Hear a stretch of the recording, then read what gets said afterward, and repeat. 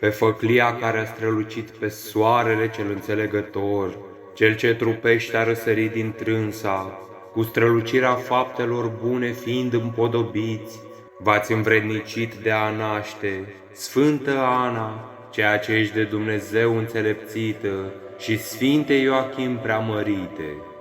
Cu privire nemișcată, în tot chipul către Dumnezeu, Dumnezeescul Ioachim și fericita Ana, rugându-se au născut pe preasfânta născătoare de Dumnezeu, care covârșește toată făptura cu sfințenia.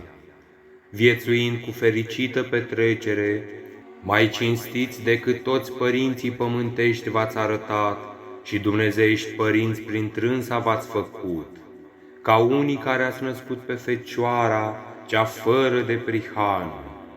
Prea fericitul Ioachim și mărita Ana au născut începătura mântuirii tuturor pe cea fără prihană și prea cinstită de Dumnezeu născătoarea, care pentru buna cinstire, ca o răsplătire de la Dumnezeu dăruită le-a fost. Ascultați rugăciunile noastre, sfinților și dreptilor dumnezeiești părinți Ioachim și Ana, împreună cu Sfântul Cuvios Chiriac de la Tazlău, Sfântul Cuvios Onufrie de la Vorona și cu Sfinții Părinți de la Sinodul al III-lea Ecumenic, sfinților astăzi prăznuiți, și mijlociți rugăciunile noastre la bunul Dumnezeu.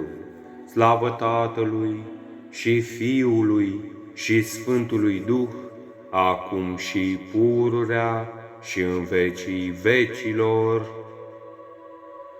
Amin, amin, amin.